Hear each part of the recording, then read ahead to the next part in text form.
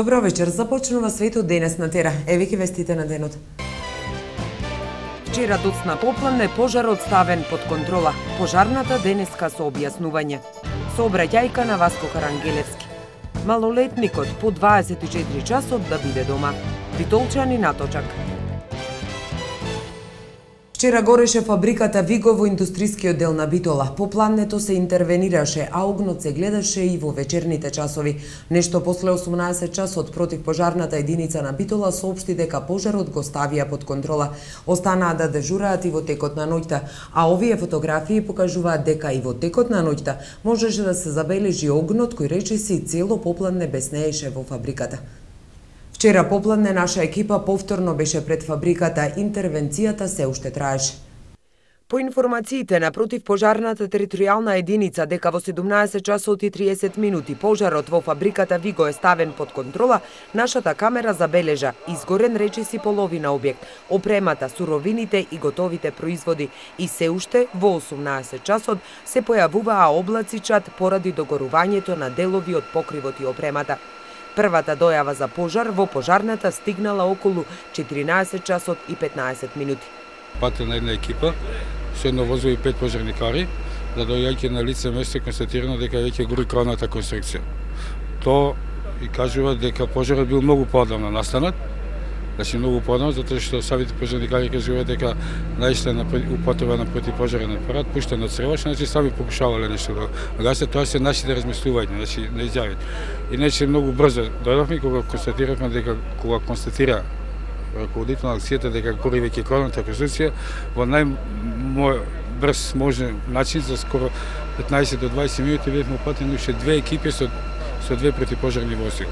Постоеше голема опасност пожарот да ги зафати и боците со плин во задниот дел од фабриката. Екипа од пожарникари ги обезбеди плинските боци за да се избегне поголема катастрофа, додава Поповски. Причина за пожарот е оџак кој што работи на плин, а горе имало кров кој што јас не знам дали бил тој трвен кров или не знам или некои полиестери и плюс ветерот кој што во тој момент дувал си го направи тоа да цела кровна конструкција изгрева да крепне. Најважниот момент на овој пожар тоа што не се успеавме, да не до оштетување на плинската цистерна, тоа е 30 тонска плинска цистерна и плюс има уште една цистерна со мазот. Екипите на пожарната бурно ја следеа состојбата цела ноќ. Пожарот е под контрола сега, има се уште горив материјал, горив материјал кој што е тешко да се изгасни со вода, ни треба многу долго време. Значи поголема количина на вода ни треба, така да мислам ние ќе остане екипа да оде се додека не се изгаси последниот дом. Причините за пожарот во кој е нанесена голема материјална штета доправа ќе се утврдуваат. Противпожарната единица денеска ги повика медиумите за да им ја објаснат ситуацијата со вчерашната интервенција, дали била задоцнета или не, а управителот на фирмата денеска зборуваше за штетата, првично проценета на 5 милиони евра. Оливера Михајловска. Пожарот кој вчера ја проголта фабриката за кекси и вафли Виго 48 попладнето ставен под контрола од територијалната противпожарна единица денеска одржава пресконференција. Дојавате веќе во 14:15 за запален оџак. Заминавме со едно возило и 5 пожарникари. Кога стигнавме негде кај Полеканинско училиштето, видовме чадој големи и викнавме уште едно возило. Ние сме смена од 7 души, еден оставивме на телефон, 6 души учествувавме во гаснењето. Атмосферата беа испаничени и вработените, дел од нив ни поможија во почетокот, меѓутоа после со текот на акцијата, дали се плашија пошто се работеше за боци, беа запознаени дека има некои боци негде што подоцна имаше некои експлозии, кажат колегите сношти. И ни поможија доста во почетокот во првиот пожар. Меѓутоа понатаму кога дојдоа колегите не беше приступачно, немаше од каде се гаси, пошто чатијата падна. Секој професионалец што работи ова работа знае кој ќе падне чатијата дека не може да се гасни. Овој пожар во мојата професионална кариера од 23 години е втор ваков пожар што бил во Битола, после Ладилник, како се сеќавате. Ги демантираат тврдењата дека интервенцијата на пожарникарите не била брза. Дојавата, најбитниот елемент на секој пријава на еден пожар е дојавата. Дојавата за овој пожар гласеше гори оџак. Кога имаме таква дојава на пожар дека гори оџак, процедурата на секоја една територијална противпожарна единица да оди екипа со едно возило. Значи на самиот старт беше погрешна дојавата. Према информации кои што се лиферува во јавноста во вечерните часови, дел од вработените кажуваат дека пожарот настанал во 14:00 часот, нека имаше информации дека станале 15 до 14, што значи дека кога сите тие информации би ги собрале во еден временски период, што значи дека единицата кога пристигна самото место на пожарот веќе беше од 20 минути веќе беше во фаза на развито. Ако дојавата беше дека гори објект, фабрика, тогаш процедурата е таа што најмалку се одат 2 возила. При гаснењето на пожарот, еден пожарникар се затрул со јаглен моноксид, посочувајќи дека не се работи за посериозно труење. Кога стигна во самата единица, тој можност да се каже што све има внатре во единица, во самата фабрика се изостава. После само кажано беше од вработените дека позади фабриката, на едно 50 до 60 метри, има плинска цистерна. Значи плинска цистерна, 100 тонска, која што во моментот има 30 тони плин. До самиот објект, на 2 до 3 метри, има уште една цистерна, која што се користи за мазут. Дали таа цистерна има мазут? Не не добивме. Појаснуваат дека опасност нема и не би требало да се случат нови изненадувања. Тој ги кажува треба да има план за заштита од пожар. Во тој план за заштита од пожар тоа што треба да се знаи каде и на кој место имаме горивни материјали. Вие го немавте во ситуацијата? Ние во ситуацијата имавме само еден вработен кој што и најбучниот, кој што веројатно човекот сакаше да ни поможи и ни помагаше во добар дел, каже дека таму се наоѓа плинската инсталација. Ардома не ни кажа дека внатре во самата просторија, во тој горни дел имаме инсталирани плински боци и дека имаме хемиски реагенси кои што ги користи лабораторијата, каде што ноќескава некаде околу 4 часа после поднек дојде до експлозија на тој дел од тој дел од просторијата, каде што се наоѓа на лице место 6 пожарникари. Заради хемискиот состав на материјалите во самата фабрика, гаснењето било отежнато, но и самата изградба на објектот по модерен начин е проблем при пожар. Колку бил противпожарно оптеретен тој објект? Самиот податок, што дел од објектот, во горни дел од објектот, како составен дел на кровната конструкција, имаше нека јас градеж не знам како се вика, имаше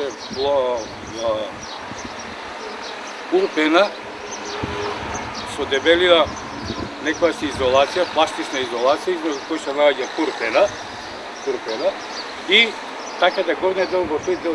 Затоа и сега кога ги направите снимките, ќе видите дека горниот дел на кровната конструкција како изгорена е од двете страни. Дека е канцерогена, кој чиста тема. Затоа првите кадри кои што ги снимивте и кои што ги видеа граѓаните беше стренчат. Значи тоа е карактеристика на материјал кој што е направен од хемија. Колку изнесува вкупната штета од пожарот, допрва треба да се врши проценка, но првичниот впечаток е дека штетите ќе бидат огромни и дека доколку сопственикот сака да го продолжи процесот на производство, ќе мора да гради целосно нова фабрика. За околу 1 час гореше целата фабрика. Сите вработени беа навремено евакуирани, само што го приметиме пожарот, сите беа евакуирани, се организира транспорт, сите се безбедни. Направена огромна материјална штета, нашата првична проценка бидејќи немаме пристап до фабриката, од она што го знаеме, што го поседуваме, што може да видиме од надвор, значи околу 95% од фабриката е уништена, штетата е преку 5 милиони евра. Иако пожарот е речиси целосно изгаснат, неколку пожарникарски екипи се уште дежураат покрај фабриката, се со цел да не дозволат повторно јавување на огнот. Истражните органи допрва треба да утврдат кои беа причините за пожарот, но според зборовите на очевидците, пожарот се јавил кај еден од оджаците и мошне брзо се проширил на таванскиот дел на погонот за производство.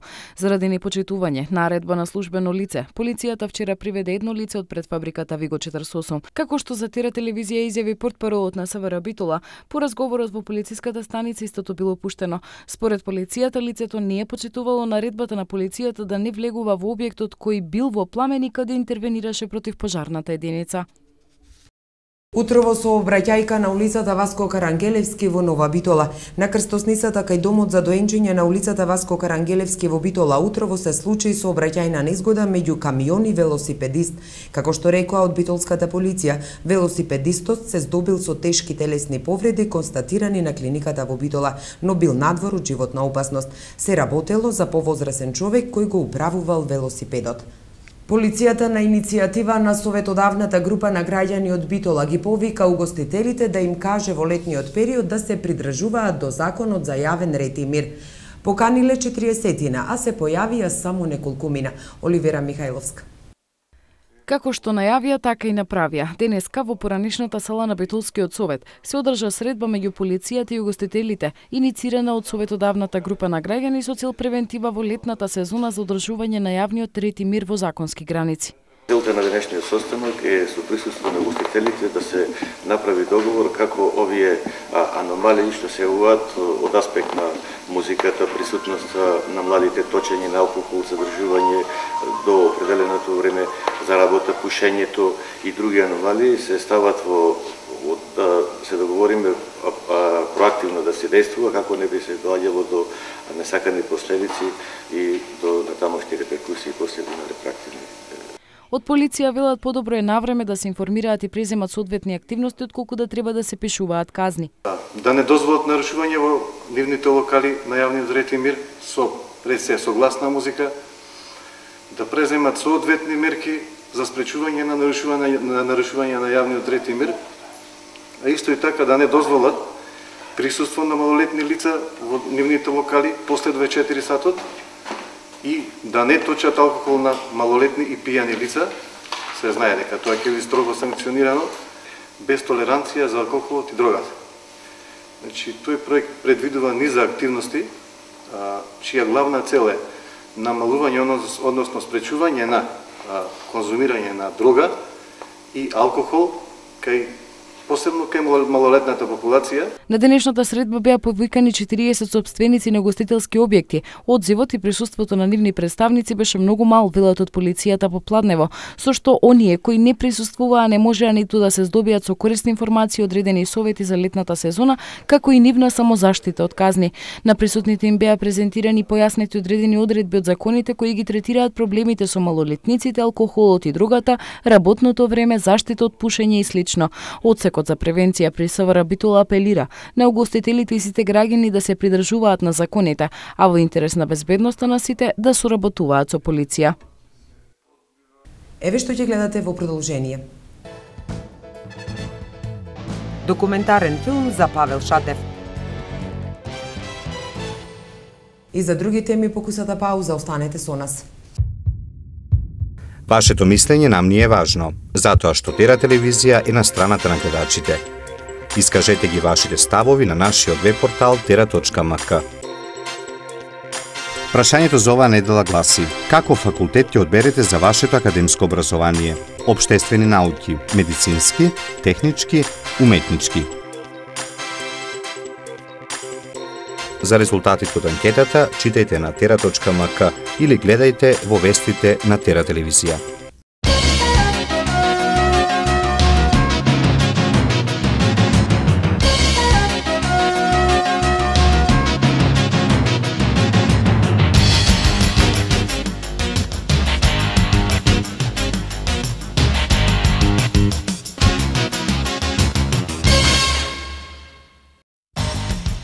Во првиот оглас барат раководни и нераководни позиции од областа на странски инвестиции, поддршка на домашната економија, човечки ресурси, протокол и права. Во вториот советници за политички прашања, евроинтеграција и друго.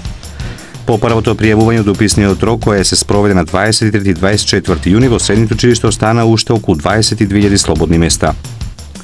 Резултатите од истрагата за трговијата со органи, злосторствата посочени во извештајот на специјалниот пратеник на Советот на Европа за Косово ќе бидат објавени во август. Шефовите на држави или влади на Европската унија го поставија понеделник како краен рок за ослободување затвореници во Источна Украина и за условите за долготрајно примирие. Штетите се огромни ако се знае дека изгорен речиси половина од објектот, опремата, суровините и готовите производи. Истрагата ќе ги открие и причините за пожарот. Од пристигнатите 320 апликации на Битвест годинава 270 настрани од областа на ликовната уметност, литературата, класичната музика, етно, поп, рок, театар, филмски проекти, детска програма, фестивали.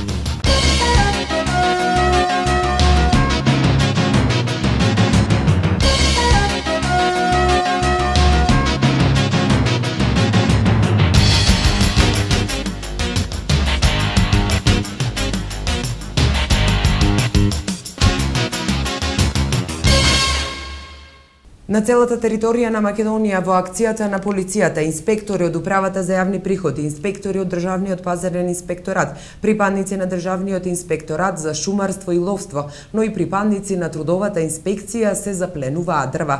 Во оваа обемна акција затворени се 22 објекти, но и одземени 331,4 метри кубни нежигосани огревни дрва, 4 камиони и 1 автомобил. Најмногу се одземени на подрачјето на Куманово, Охрид, Тетово, Штип, Струмица, Скопје и Битола. Фирмите се казнети со 3.250 евра или сите заедно треба да платат вкупно 191.750 евра. Земете го точакот и направете разлика. Една кола помалку ќе загадува во Битола. Ова е мотото на иницијативата Битола на точак, која вчера се одржа по трет пат. Маја Богоевска. Битолската критична маса вчера и по трет пат се собра пред Битолскиот музеј и возеше точаци низ градот како дел од граѓанската иницијатива Битола на точак. Целта на оваа иницијатива е гревање на јавната свест во Битола за користењето на велосипедот како урбано превозно средство кое може да се користи насекаде во нашиот град и во секоја пригода. Идејата ја добиле од самото секојдневие. Гледаме се појќе ни е загаден градот, најмногу коли во државата имаме по глава на жител. Малце сакаме да одиме кон промена на свеста и да знаеме дека сами да си го загадуваме градот, а не нормално и бизнис сектор, фабриките и сите. И народот нели стално се жали дека како поединец не може никој да направи, али овде еве како што гледате собираме повеќе поединци и заедно еве да се обидиме да промениме некои работи на подобро.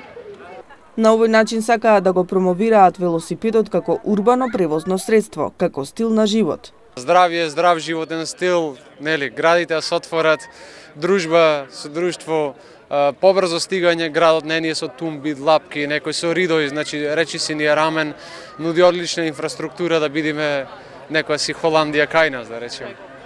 Она што според нив најмногу недостига во градот за велосипедистите е безбедноста. Гледаме како возат шоферите, сакаме од нивна страна да наидиме на разбирање, значи да знаат дека и луѓето што возат точаци постојано, значи се учесници рамноправни во сообраќајот, да и не остават простор, да ги почитуваат сообраќајните прописи, да не возат по крајот, да ни остат барем 1 метро да возиме по крај. Очекуваме сообраќајни знаци, паркинзи, инфраструктура и повеќе луѓе се ако нормално за кратки растојанија да ги баталат колите и да возат точак. Велат секој треба да си ја најде својата причина за возење велосипед. Бидат активни, сами за себе си прават.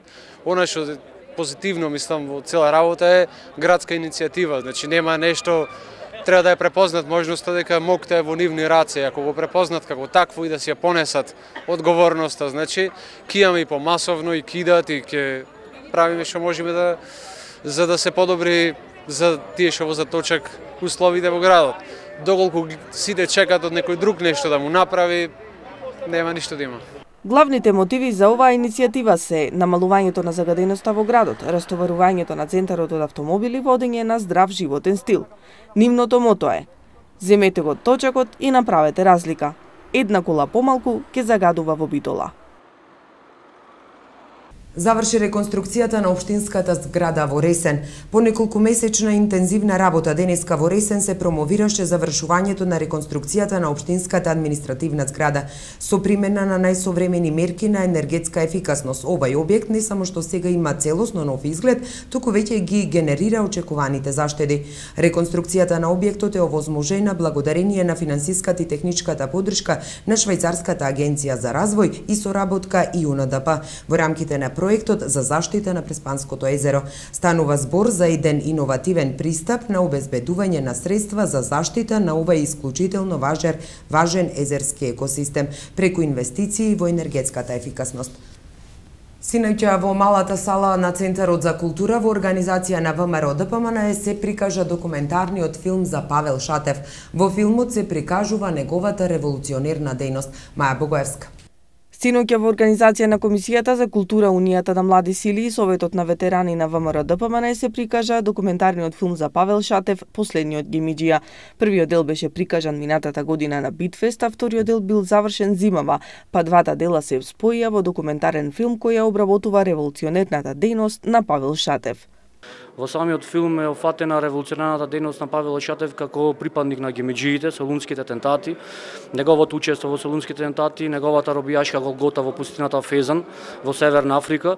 А посебен акцент на филмот е даен во револуционерната дејност и животот на Павел Шатев после Првата светска војна како припадник на македонската емиграција во Бугарија, кој што активно бил вклучен во политичкиот живот на македонската емиграција во Бугарија и со својот авторитет, со својот фанатизам и својата револуционерна борба активно учествува во обединување на македонското револуционерно движење, сите идеите на македонската револуционерна борба, заедно со тогашниот водач на ВМРО Тодор Александров, започнуваат да преговарат со Советска Русија, под закрила на Советска Русија, го публикуваат и го издаваат Мајскиот манифест. Организаторите на промоцијата велат дека во филмот е прикажана и репресијата врз Шатев и судирот со комунистичката власт. Судирот со Лазар Колишевски, судирот со комунистичката власт, имено Павел Шатев припаѓал на промакедонската струја во првата македонска влада. Како припадник на првата македонска влада, на промакедонското крило во првата македонска влада, Павел Шатев влегол во отворен судир и комунистичките власти од Лазар Колишевски започнуваат една голема репресија врз прогонство врз Павел Шатев. Тој е интерниран и затворен во домашен притвор. Имено резолуцијата на инфробирото представувала главна причина за прогонување на сите дејци припадници на старата ВМРО Бединета, меѓу кои еден од главните протагонисти ќе биде Павел Шатев. Па така Павел Шатев неправедно бил затворен, сместен во домашен притвор во Битолас во тотално мизерни услови, оболел и починал на 29 јануари 1951 година. Во филмот се зборува и за неговите ставови за независна македонска држава. Еве што донесува светот. Украина, Грузија и Молдавија потпишаа договори за соработка со Европската Унија.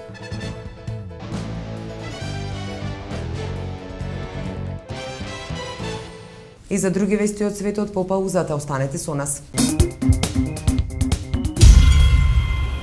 Изложба на слики и креативна работилница во рамките на Битола Отворен град 2014. По трет пат се одржа Битола на точак. Димитар Андоновски го промовираше својот прв албум. Договорот за стопанско здружување кој Украина денеска го потпиша со Европската Унија ќе има тешки последици за трговските односи со Русија, предупреди висок руски дипломат. Заклучокот за толку сериозен договор зависи, се разбира, од суверенитетот на секоја држава, изјави заменик министерот за надворешни работи Григорий Карасин. Последиците на договорот што го потпишаа Украина и Молдавија несомнено ќе бидат тешки, додаде тој. Важно е потписниците на овој документ правилно да сватат дека нема да има само последици врз односите со Европската Унија, туку и врз односите со другите партнери, меѓу кои и со Русија, во таа мера во која Украина и Молдавија имаат договори за слободна размена внатре во заедницата на независните земји, која ги собира поранешните советски републики без балтичките земји и Грузија, продолжи Карасин, пренесува Global Times. Шефовите на државите или влади од Европската Унија го поставија понеделник како краен рок за ослободување затвореници во Источна Украина и за условите за долготрајно примирје. Тие предупредија оти се подготвени за нови санкции. За време на самитот во Брисел, лидерите од Европската Унија преку изјава објавија дека очекуваат да им биде доделена контролата на украинските власти на 3 главни гранични премини. Во разговорите со германската канцеларка Ангела Меркел и францускиот председател Франсуа Оланд, украинскиот председател Петро Порошенко изјави дека предложил проширување за 72 часа на привременото примирје, кое инаку истекува денеска. Украинската криза, потенцијални нови членови и стари дебати за штедење се темите на Европската Унија, на самитот во Брисел. Нема да изостане веројатно и Кавга. Британија не се согласува Жан-Клод Јункер да биде на чело на Европската комисија. Председателот на Европскиот совет Херман Ван Ромпој по синоќешната вечера на шефовите на држави или влади од земјите членки на Европската Унија објави само штуро соопштение. Се одржала размена на мислења околу стратешките определби на Унијата за идните години. Оваа дискусија продолжува денеска во Брисел, се вели во соопштението. Кратката информација е малку невообичаена, особено што денеска може да дојде првпат до борбено јавно гласање. Британскиот премиер Дејвид Камерон не сака да се помири Жан-Клод Јункер, врвниот кандидат на европските конзервативци, кој победија на европските избори, да биде номиниран за председател на Европската комисија. На своја страна Камерон го има само унгарскиот премиер Виктор Орбан. Претходните сојузници, како Марк Руте од Холандија, се премислија. Десетици поранешни логорски затвореници демонстрираа во босанскиот главен град, повикувајќи ги властите да им обезбедат финансиски репарации, право на бесплатна здравствена заштита и психолошка поддршка. Членовите на Босанското здружение на поранешни затворски затвореници во четвртокот го одбележаа Меѓународниот ден на Обединетите нации за поддршка на жртвите од тортура со протести во центарот на Сараево, носејќи транспаренти со слоганите "Молчењето е соучество" и "Никогаш да не се заборави". Јасмин Мешковиќ, председател на здружението, изјави дека 2 децении по војната жртвите на тортурата се уште се на маргините на општеството и немаат никакви права, и покрај фактот што за време на конфликтот илјадници биле малтретирани по логорите низ земјата. Во огромна експлозија на државниот гасовод во јужната индиска покрајна Андра Прадеш утрово загинале најмалку 16 луѓе и изгореле голем број куќи, објавија официјални државни представници. Досега се пронајдени 13 тела на жртвите од експлозијата, пренесува агенцијата Associated France Press. Големиот пожар кој избил по експлозијата на гасоводот во сопственост на компанијата Гайл траел околу 3 часа, а сега е под контрола. Евакуирани се соседните села, а налутените селани насилно влегле во зградата на рафинеријата и ги уништиле просториите со камења. Сега и за времето во наредните денови.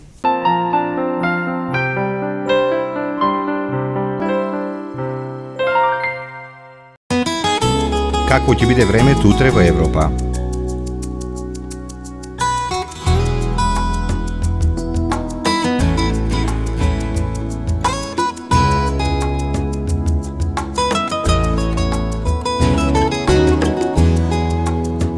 За времето утре на Балканот.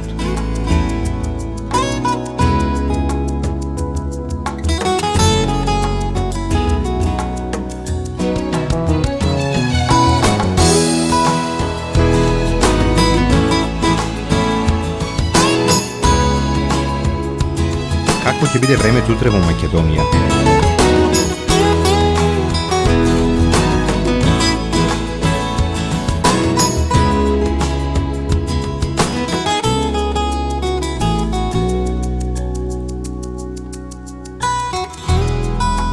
Следува временската прогноза за времето утре во регионот.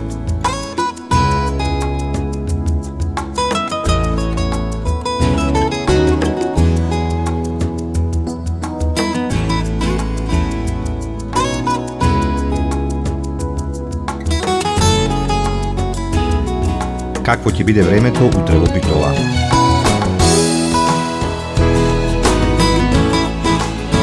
Следува временската прогноза за следните денови во Битола.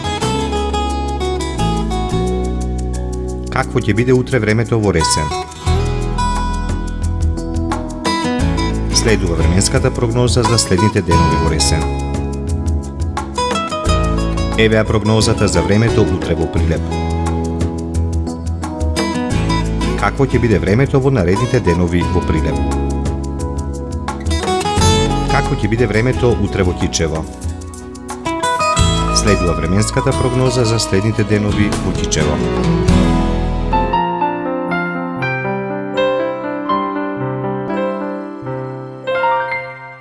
Тука е крајот на светот денес. Ви благодариме за вниманието. Имајте пријатен викенд со Тера телевизија.